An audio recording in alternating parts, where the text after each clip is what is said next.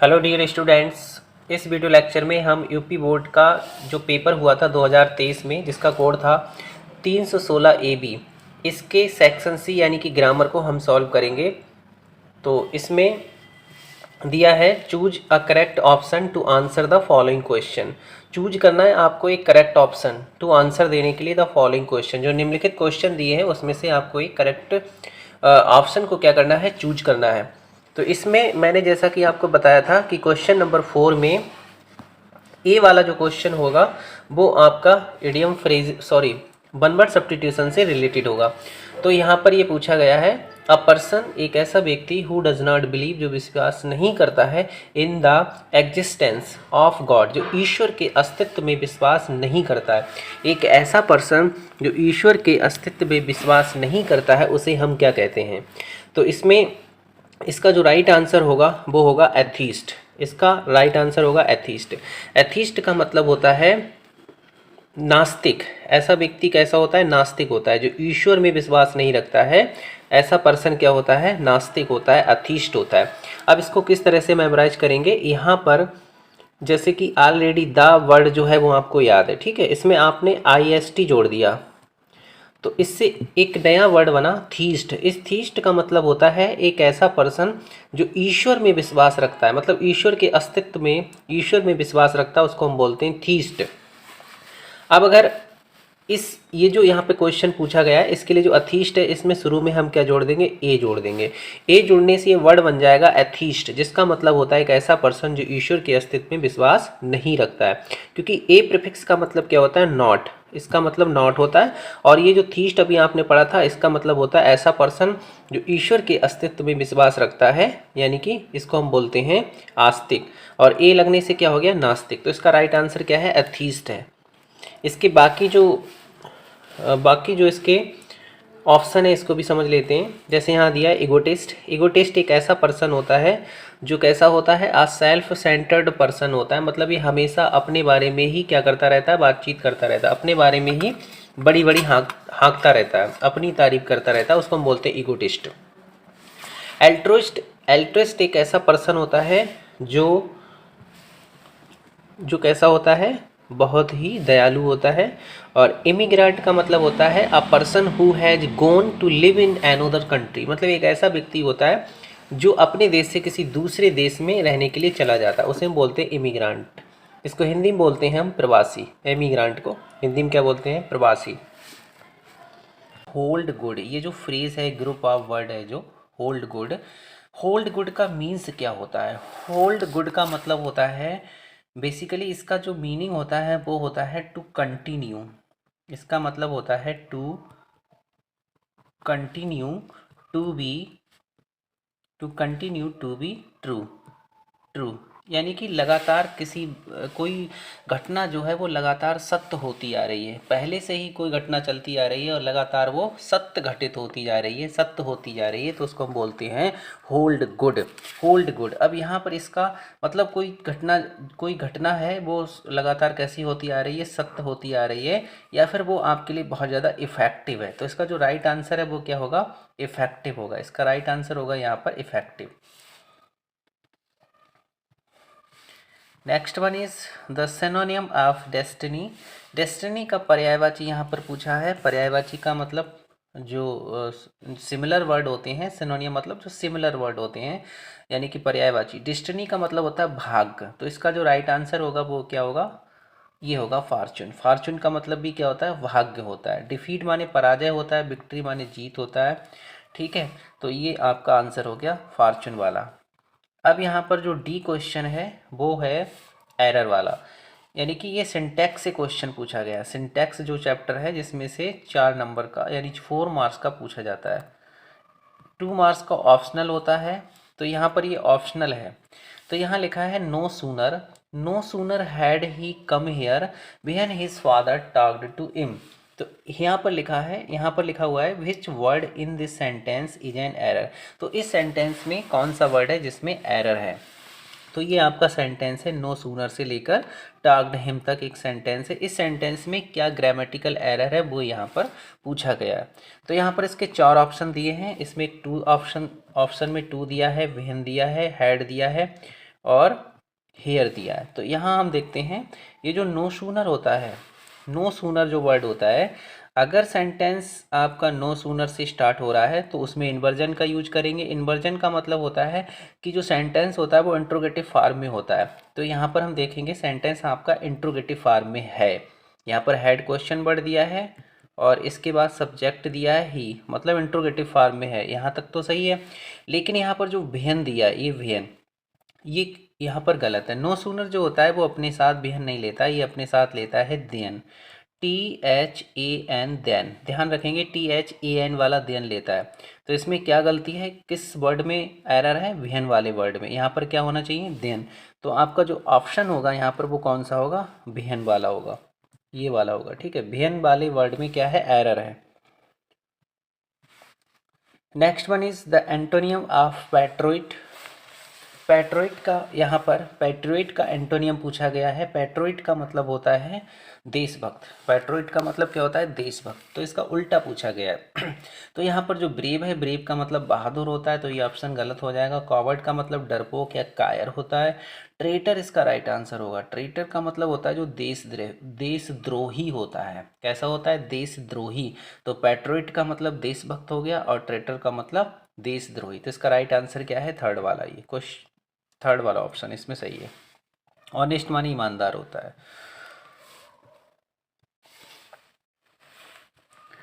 Next question number 5 में पूछा है change any one of the following into indirect speech. Change any one का विशेष ध्यान रखना है, क्योंकि एग्जाम में एक ही क्वेश्चन को सॉल्व करना होगा। इसमें पूछे तो दो गए हैं, लेकिन एक को सॉल्व करना होगा। यहाँ अनसोल्ड पेपर में मैं आपको दोनों क्वेश्चन सॉल्व कराऊंगा। तो ये डायरेक्ट स्पीच है, इसको आपको इनडायरेक्ट स्पीच में चेंज करना है। ठीक है, किस में चेंज करना है, इसको इनडायरेक्ट स्पीच में चेंज करना है। तो यहाँ पर, हाँ, ये जो यहाँ पर दिया है इसका हिंट को पहले समझ लेते हैं। ठीक है, हिंट को यहाँ पर समझेंगे। जैसे यहाँ लिखा है लेटस, अगर आपका रिपोर्टेड स्पीच लेट अस से स्टार्ट हो रहा है तो उस केस में हम क्या करते हैं, जो सैड होता है उसको रिप्लेस करते हैं सजेस्टेड या प्रपोज्ड से। सजेस्टेड या प्रपोज्ड से, इसका मतलब होता है प्रस्ताव रखा, क्योंकि लेटस जो होता है वो प्रस्ताव रखता है। तो जैसे यहाँ पर उसने कहा शी सेड टू अस, उसने हमसे कहा लेटस हैव सम म्यूजिक, आओ हम कुछ म्यूजिक, मतलब म्यूजिक बजाएं या म्यूजिक रखें, सम म्यूजिक या म्यूजिक सुने, ये इसका सेंस है यहाँ पर। तो यहाँ पर सजेशन दिया उसने, तो सैड को हम रिप्लेस करेंगे सजेस्टेड से या प्रपोज्ड से। तो यहाँ पर ये सजेस्टेड करेंगे और कामा इन्वर्टेड कामा स्थान पे that, comma inverted comma is replaced by that, इसको डेट से रिप्लेस किया जाएगा। और जो लेटेस्ट होगा उसको हम दे शुड कर देंगे या फिर बी शुड कर देंगे। अब बी शुड हम कब करते हैं, बी शुड हम तब करते हैं जब यहाँ पर रिपोर्टिंग वर्ब में, यानी कि जो आरबी है वहाँ पर अगर आपका सब्जेक्ट आई या बी हो तब। लेकिन यहाँ पर सी दिया है, यहाँ पर क्या दिया, सी। तो ये इसका राइट क्या होगा, यहाँ पर सी। सेट का हो गया सजेस्टेड, यहाँ पर सेट का सजेस्टेड हो गया, लेकिन सजेस्टेड के बाद टू भी लगाया जाता है, ये ध्यान रखेंगे। इसके बाद यहाँ पर क्या आएगा, ऑब्जेक्ट अस। यहाँ पर ये ऑब्जेक्ट अस है, अस आएगा। इसके बाद लेटेस्ट का क्या हो जाएगा, दे शुड, डेट लगेगा यहाँ पर, comma inverted comma is replaced by that, यहाँ डेट लगा दिया। और लेटेस्ट का हो गया they should have some music. इसके बाद नेक्स्ट क्वेश्चन पूछा है यहाँ पर, father said to his son angrily why have you disturb me in my sleep. पिताजी ने अपने पुत्र से नाराज होते हुए कहा why have you disturb me in my sleep, तुमने मेरी नींद में डिस्टर्ब क्यों किया, मुझे डिस्टर्ब क्यों किया। लीव द रूम, कमरे को छोड़ दो, एट वंस, तुरंत कमरे को छोड़ दो, तुरंत कमरे से बाहर चले जाओ। And do not come here again, और यहाँ दोबारा मत आना। ठीक है, तो इसमें क्या है, इसमें दो तरह के सेंटेंस हैं। एक तो रिपोर्टेड स्पीच आपका इंट्रोगेटिव है, यहाँ तक इंट्रोगेटिव में है, और दूसरा रिपोर्टेड स्पीच आपका जो है वो इम्परेटिव फॉर्म में है। तो जब हम दूसरे मतलब जो इम्परेटिव सेंटेंस में रिपोर्टेड स्पीच है उसके लिए हमें क्या करना पड़ेगा, एक दूसरी रिपोर्टेड आरबी आपको बनानी पड़ेगी। ठीक है, किस तरह से इसको हम चेंज करेंगे, देखिए, father said to his son angrily, तो यहाँ पर एंगरली वर्ड जो है वो आस्क्ड से पहले कर देंगे, सेड टू को रिप्लेस कर देंगे आस्क्ड में। क्योंकि इसका जो आर एस है वो इंट्रोगेटिव में है तो सेड टू हो जाएगा। आस्क्ड एंग्रली यहाँ लगा देंगे क्योंकि एंग्रली एक एडवर्ब है और एडवर्ब किसी वर्ब को मॉडिफाई करता है, तो इसलिए इसको वर्ब से पहले लगा देंगे। पिताजी ने नाराज होते हुए पूछा, किससे? हिज सन से, अपने पुत्र से। यहाँ तक क्लियर हो गया। अब यहाँ पर हम इफ़ या वेदर का यूज़ नहीं करेंगे क्योंकि अगर डब्लू वाला कोई भी वर्ड आ रहा है, भाई है, व्हाट है, बिहर है, बिहन है, तो उस केस में उसी से हम उसको जोड़ देते हैं। तो इसको हम क्या करेंगे, भाई से इसको जोड़ देंगे। ठीक है, भाई से हमने इसको जोड़ दिया। इसके बाद हम क्या करेंगे, पहले सब्जेक्ट को चेंज करके लिखेंगे। अब यहाँ पर सब्जेक्ट आपका क्या है, यू। यू एक सेकंड पर्सन है और सेकंड पर्सन जो होता है वो हमेशा ऑब्जेक्ट के अनुसार चेंज होता है। यहाँ पर ऑब्जेक्ट क्या है, सन। यहाँ पर ऑब्जेक्ट है सन और यू जो है वो सब्जेक्ट केस है। तो यहाँ पर सन है इसलिए यहाँ पर क्या हो जाएगा, ही। सपोज करिए यहाँ पर सन ना होकर अगर यहाँ पर होता डॉटर तो हम क्या करते हैं यहाँ पर सी। ठीक है, तो यहाँ पर हमने कर दिया ही। इसके बाद हैव को चेंज किया, हैड में कर दिया। प्रेजेंट परफेक्ट को पास्ट परफेक्ट में चेंज करते हैं, हैव का हैड हो गया। डिस्टर्ब्ड, अब यहाँ पर मी प्रोनाउन है और ये ऑब्जेक्ट केस है। ठीक है, कौन सा केस है, ऑब्जेक्ट केस है। केस आपका जिस रूप में होता है वो उसी रूप में ही चेंज किया जाता है। ये फर्स्ट पर्सन का है और फर्स्ट पर्सन को सब्जेक्ट के अनुसार, यहाँ सब्जेक्ट कौन है, पिताजी, फादर, तो फादर के अनुसार यहाँ पर हमने चेंज किया। तो ये क्या हो गया यहाँ पर, हिम, ये हिम हो गया। ठीक है, इसके बाद इन हो गया। अब माई को चेंज करेंगे, माई। माई जो है वो एक पजेजिव केस है, पजेजिव केस है लेकिन फर्स्ट पर्सन है, तो फर्स्ट पर्सन को फादर के अनुसार। और फादर का पजेजिव क्या होगा यहाँ पर, हिज होगा, तो हिज कर दिया। इसके बाद हो गया स्लीप।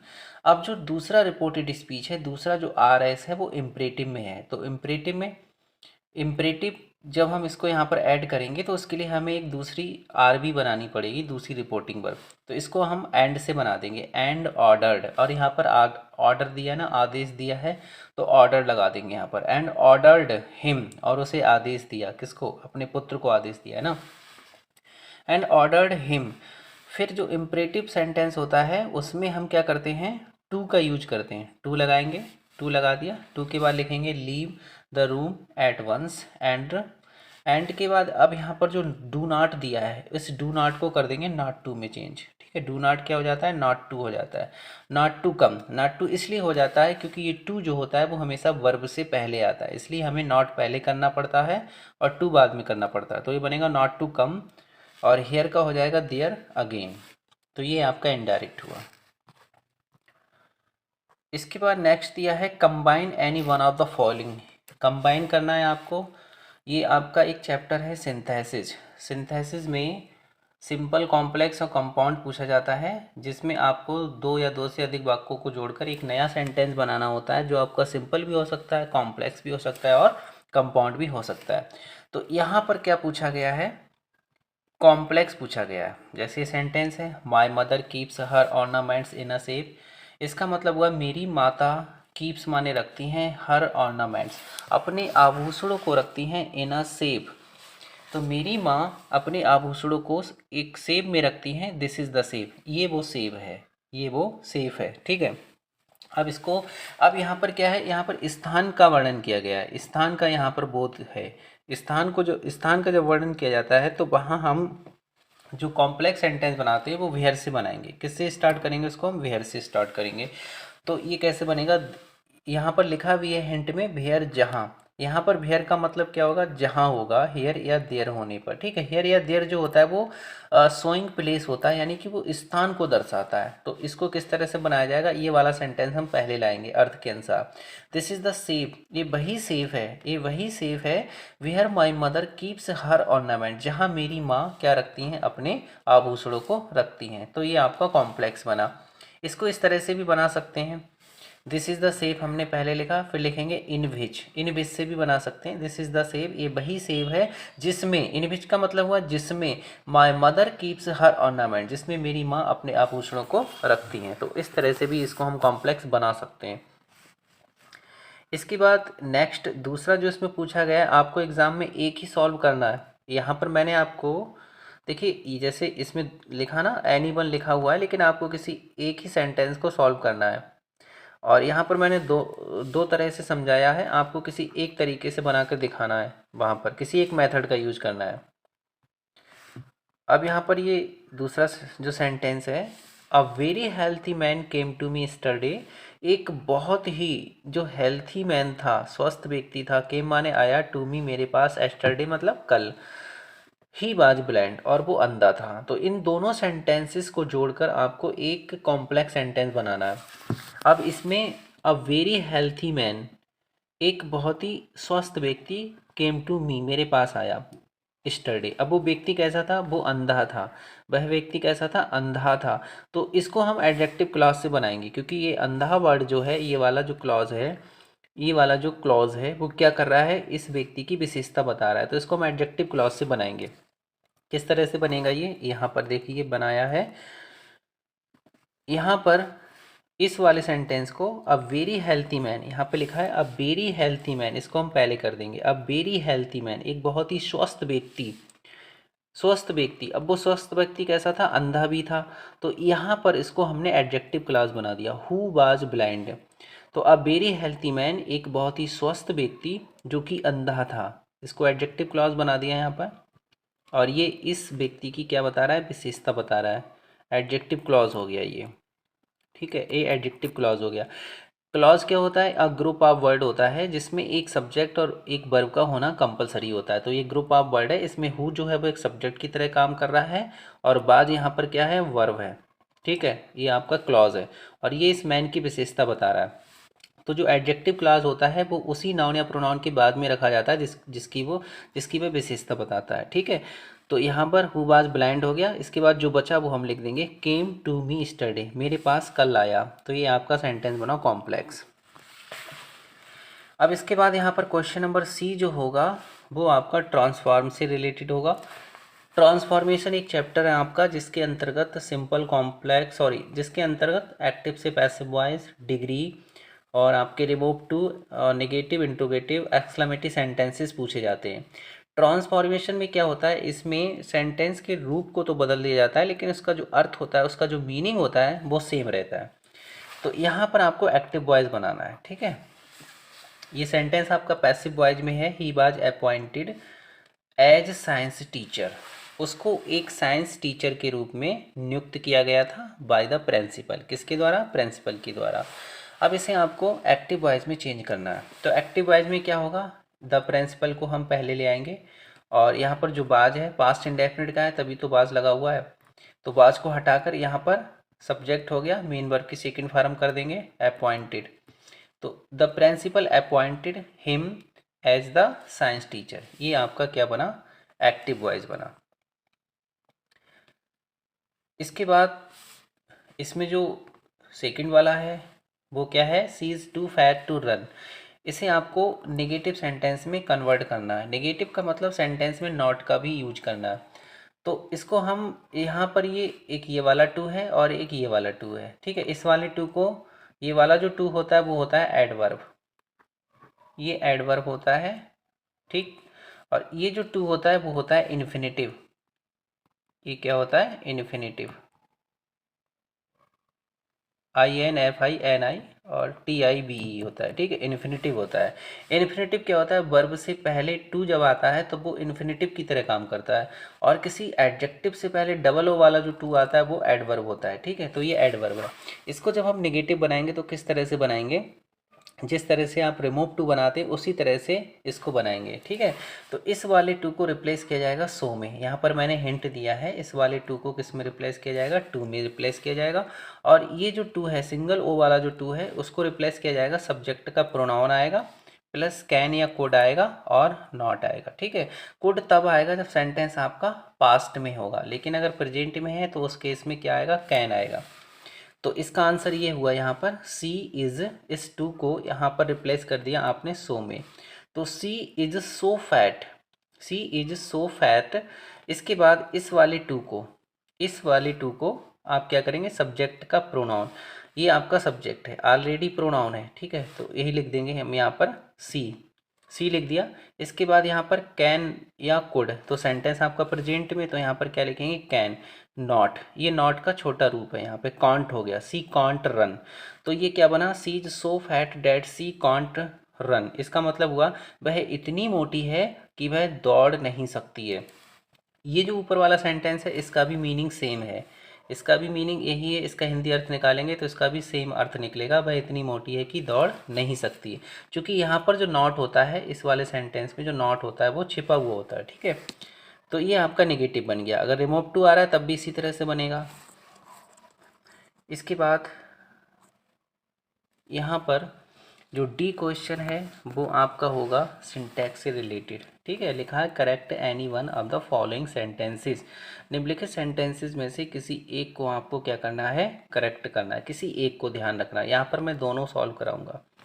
अब जैसे आपका ये सेंटेंस है, he treated me as if, ये ध्यान रखेंगे, as if I was a king. इसका हिंदी अर्थ ये हुआ कि वह मुझसे ऐसा व्यवहार करता है, वह मेरे साथ ऐसा व्यवहार करता है मानो एक राजा हो। ये इसका मतलब हुआ, मानो एक राजा हो। तो यहाँ पर हिंट दी है सपोजिशनल सेंटेंसेस में प्रायः, जो सपोजिशनल सेंटेंस होते हैं जिसमें कुछ सपोज किया जाता है, इसमें सपोज किया जा रहा है, मतलब वह मेरे साथ ऐसा व्यवहार करता है मानो एक राजा हो। तो इसमें कोरी कल्पना दिखाई जाती है, ऐसा होता नहीं है लेकिन माना जाता है कि वह मेरे साथ ऐसा व्यवहार करता है मानो एक राजा हो। तो यहाँ पर एज इफ का मतलब क्या होता है, मानो। तो यहाँ लिखा है सपोजिशनल सेंटेंसेस में प्रायः एज इफ या एज दो, ठीक है, इफ़ ओनली या आई विश या बी विश आदि हों तो सभी सब्जेक्ट के साथ वर का प्रयोग होगा, ठीक है।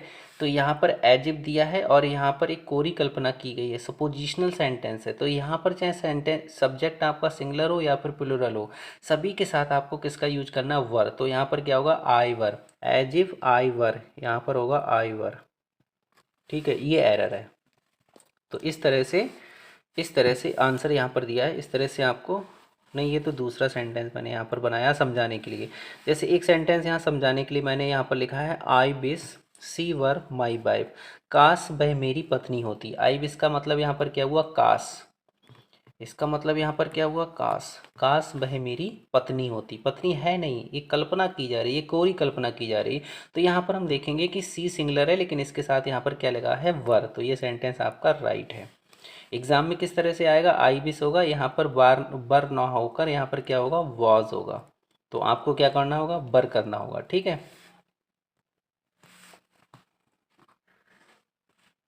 Next one is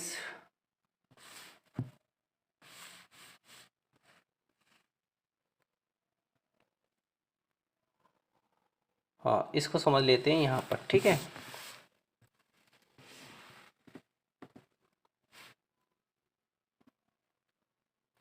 use any one of the following pairs of words. ये होमोफोन से रिलेटेड क्वेश्चंस होंगे जिसमें 2 पेयर्स आपके एग्ज़ाम में दिए जाएंगे। ये होमोफोन्स होते हैं। होमोफोन्स जो होते हैं वो सेम प्रोनाउंसिएशन होता है लेकिन उसकी स्पेलिंग और मीनिंग में अंतर होता है। तो ये 2 पेयर यहाँ पर हैं। यहाँ पे लिखा है use any one of the following pair, निम्नलिखित पेयर में से किसी एक पेयर का यूज करना है ऑफ वर्ड्स, शब्दों का, इन योर सेंटेंसेस, अपने सेंटेंस में, to make their meaning clear, ताकि उसका जो मीनिंग है वो क्लियर हो सके। तो यहाँ पर मैं आपके लिए दोनों समझाऊंगा, आपको किसी एक पेयर का यूज करना है, ठीक है। जैसे ये वाला पेयर है कैनवास और कैनवास, इसका किस तरह से यूज करेंगे देखिए, इसको यहाँ समझ लेते हैं। ये लिखा है कैनवास। कैनवास का मतलब होता है visit houses to get political support, यानी विजिट हाउसेस, घरों में घूमना, to get political support, political support के लिए, मतलब घूम घूम कर वोट मांगना। इसका मतलब क्या होता है, घूम घूम कर वोट मांगना। और एक दूसरा कैनवास होता है ये वाला वर्ड, ये वाला वर्ड है कैनवास, इसमें सिंगल एस बना हुआ है। इसका मतलब होता है किरमिच या फिर मोटा कपड़ा, किरमिच या फिर मोटा कपड़ा होता है। तो दोनों का मीनिंग जो है वो अलग है लेकिन दोनों वर्ड्स देखने में सेम लग रहे हैं, बस स्पेलिंग थोड़ी सी स्पेलिंग का अंतर है। यहाँ पर डबल एस है और वहाँ पर सिंगल एस है। तो इसको इस तरह से आप एग्ज़ाम में करके आएंगे। इसकी मैंने एक ट्रिक बनाई है ताकि आपको कोई कन्फ्यूजन क्रिएट ना हो। तो ये ट्रिक इसकी है, इलेक्शन के समय ऐस भी घूम घूम कर वोट मांग सकता है। यहाँ पर आप देखेंगे ये आ रहा है ASS, ठीक है। कैनवास में, इस वाले कैनवास में क्या आ रहा है, ASS वाला। तो इलेक्शन के समय ऐस भी घूम घूम पर क्या करता है, वोट मांग सकता है। तो ध्यान रखना, ये अगर ऐस आ रहा है तो उसका मतलब क्या होता है, घूम घूम कर वोट मांगना। इस कैनवास का मतलब क्या हुआ, घूम घूम कर वोट मांगना। तो इलेक्शन के समय ऐस भी घूम घूम कर क्या करता है, वोट मांग सकता है। अब एग्जाम में आपको ये ना तो इसका मीनिंग याद करना है ना ये ट्रिक याद करनी है। ट्रिक केवल आपको ध्यान में रखनी है ताकि इसका मीनिंग आपको इस ट्रिक के माध्यम से ध्यान रहे। आपको केवल एक सेंटेंस बनाना है, तो ये सेंटेंस इस तरह से बनाना है, you must canvass seriously to win the election. ये आपका सेंटेंस बना। सेंटेंस में आपको इस वर्ड का यूज करना है ताकि इसका मीनिंग जो है वो क्लियर हो। आपको इसका हिंदी मीनिंग बिल्कुल भी नहीं लिखना है। तो इसका हिंदी अर्थ हुआ, आपको गंभीरता से, सीरियसली तरीके से घूम घूम कर वोट मांगना चाहिए to win the election, election जीतने के लिए। ठीक है, इसी तरह से दूसरे वर्ड का यूज करेंगे हम। तो इस कैनवास का मतलब क्या होता है, क्रिमिच या फिर मोटा कपड़ा। कोई मोटा कपड़ा होता है, जैसे गेंदें होती हैं या फिर जो जो तंबू वगैरह होते हैं बहुत मोटे कपड़े के होते हैं, उसको हम क्या बोलते हैं, कैनवास। तो यहाँ पर इस वर्ड का यूज किया है, this wall is made of canvas. ये गेंद किसकी बनी हुई है, किसकी बनी हुई है, मोटे कपड़े की, यानी कि क्रिमिच की बनी हुई है। माई शूज भी लिख सकते हैं यहाँ पर, my shoes is made of canvas. मेरे जूते किसके बने हुए हैं, मोटे कपड़े के। जो कपड़े के जूते होते हैं वो उसको क्या बोलते हैं हम, कैनवास बोलते हैं, कैनवास बोलते हैं। ठीक है, इसके बाद जो दूसरा पेयर है उसको भी समझ लेते हैं। आपको एग्जाम में किसी एक ही पेयर का यूज करना है, ध्यान रखेंगे। ठीक है, तो ये है करियर और ये है कैरियर। करियर और कैरियर दोनों में क्या डिफरेंस है वो आपको सेंटेंस में इस वर्ड का यूज करके बताना है। ठीक है, तो इस करियर का मतलब क्या होता है, पेशा। जिसका पार्ट ऑफ स्पीच नाउन है, इसका मतलब होता है पेशा। तो यहाँ पर सेंटेंस बनाया है, choose a right career for future. भविष्य के लिए एक सही उचित पेशे को चुनिए। इस तरह से आपको सेंटेंस एग्जाम में बना देना है। और इस कैरियर का मतलब क्या होता है, वाहक। कैरियर का मतलब क्या होता है, वाहक, यानी ले जाने वाला, संदेश वाहक जिसे कहते हैं, या ले जाने वाला हम कह सकते हैं। तो यहाँ पे लिखा है, इन ओल्ड डेज, पुराने दिनों में जो कबूतर होते थे, पिजन्स होते थे, वर यूज्ड, उनका इस्तेमाल किया जाता था, एज लेटर कैरियर्स, यानी पत्र वाहक के रूप में।